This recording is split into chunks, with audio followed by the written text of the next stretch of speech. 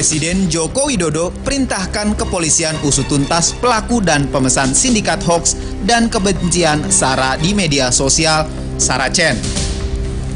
Menurut Jokowi, sindikat hoaks dan kebencian suku, agama, ras, dan antar golongan di media sosial Saracen sebagai hal yang mengerikan dan dapat mengancam keutuhan NKRI.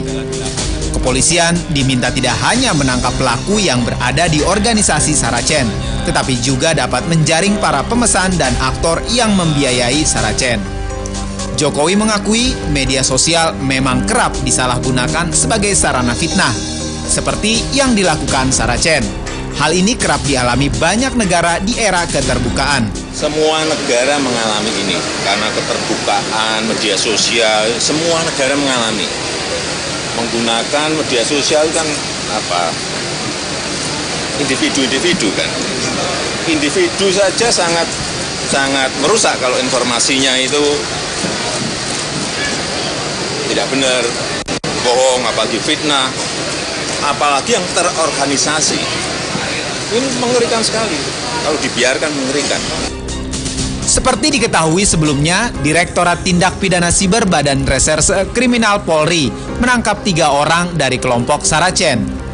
3 orang tersebut diduga bertindak sebagai kelompok yang menerima pesanan untuk menyebarkan kebencian dan SARA terhadap kelompok tertentu dengan motif ekonomi. Ketiganya yakni SRN, MFT, dan JAS ditangkap di lokasi berbeda yakni Jakarta, Cianjur, dan Riau. JAS selaku ketua berperan sebagai perekrut anggota. JAS menarik minat warganet untuk bergabung dengan mengunggah konten yang bersifat provokatif, menggunakan isu SARA sesuai perkembangan tren media sosial.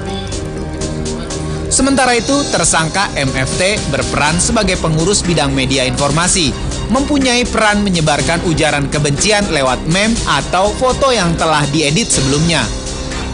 Sedangkan SRN ditugasi sebagai koordinator wilayah, menyebarkan postingan yang bernada SARA atas nama diri sendiri ataupun memposting ulang dari akun lain.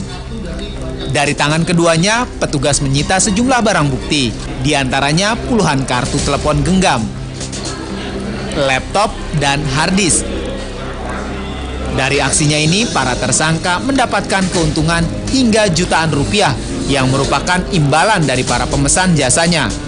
Kasubag Ops Satgas Siber AKBP Susatyo Purnomo mengatakan, dalam menjalankan aksinya, sindikat ini membuat sebanyak 800.000 akun media sosial untuk menyebarkan ujaran-ujaran kebencian tersebut sesuai keinginan si pemesan. Hanyalah salah satu dari banyak kelompok yang masih kami cari dan masih kami kejar.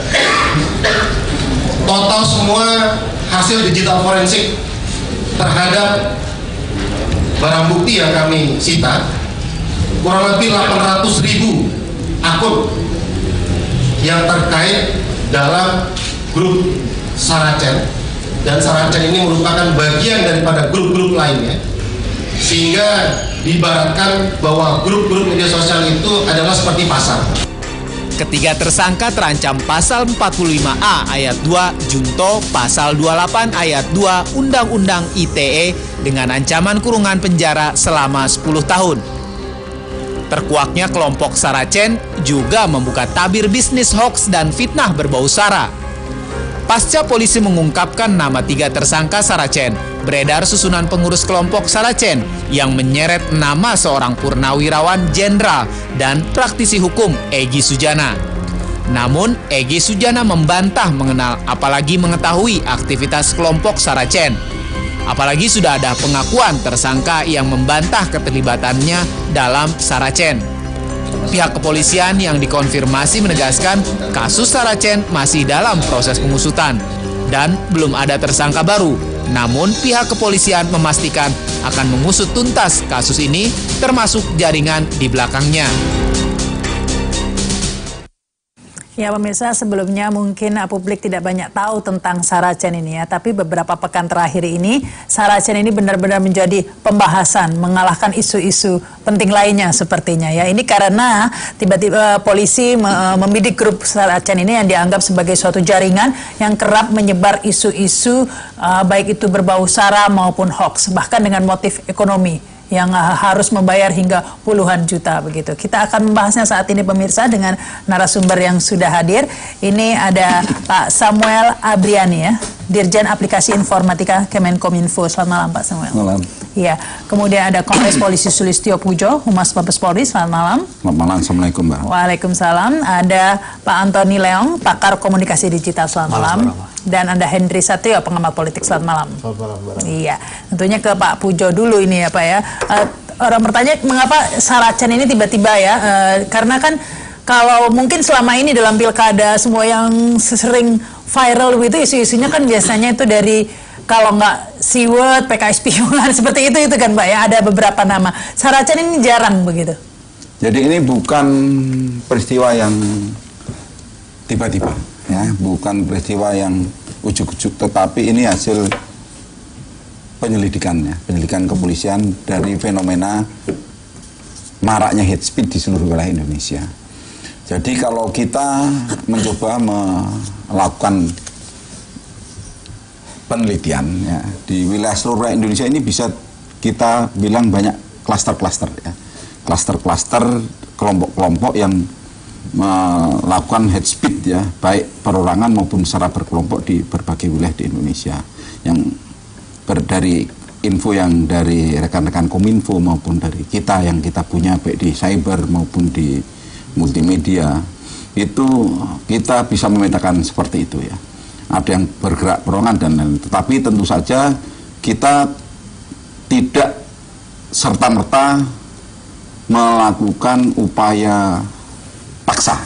Dalam arti kita harus betul-betul tahu persis kalau kita harus memukul itu memberikan efek deteren yang luar biasa. Nah ini kalau Saracen ini yang unsur pidananya di hate speech-nya atau di yang motif ekonominya yang menjual informasi hoax dengan uang begitu? Ini kalau kita melihat kasus tersebut, yang pertama tentu saja ini kan melanggar Undang-Undang ITE.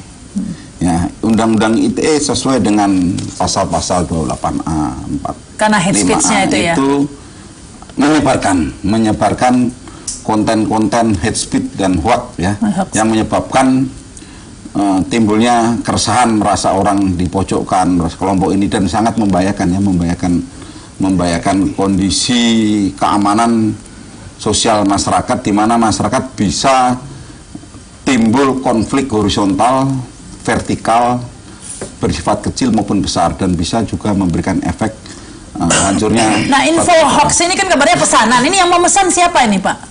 Ini untuk proposal ya, berbagai proposal yang ada ya, berbagai proposal yang ada di bukti digital yang kita bisa download ya dari laptop maupun jaringannya yang kita sita ya, kita amankan.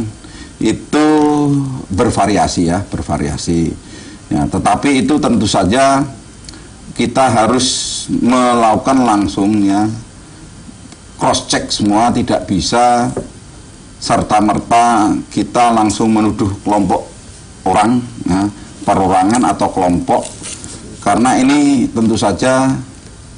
Tapi ditemukan proposal itu ditemukan, ada itu ditujukan ke siapa itu Pak proposal? Ya, yang membuat proposal itu yang bersangkutan kepada berbagai pihak. Nah pihaknya itu siapa itu Pak? Ya ada ya yang pihak yang memesannya itu berbagai aspek kemasyarakatan, kelompok masyarakat. Tujuan politis begitu Pak? Ada yang politis, ada ekonomi dan macam-macam ya. Tetapi tentu saja karena ini kita melihat ini adalah setiap tawaran yang dilakukan oleh kelompok JAS dan kawan-kawan ini kepada kelompok tertentu itu adalah untuk membuat konten-konten hate maupun hoax dan lain-lain itu dengan materi. Artinya baik.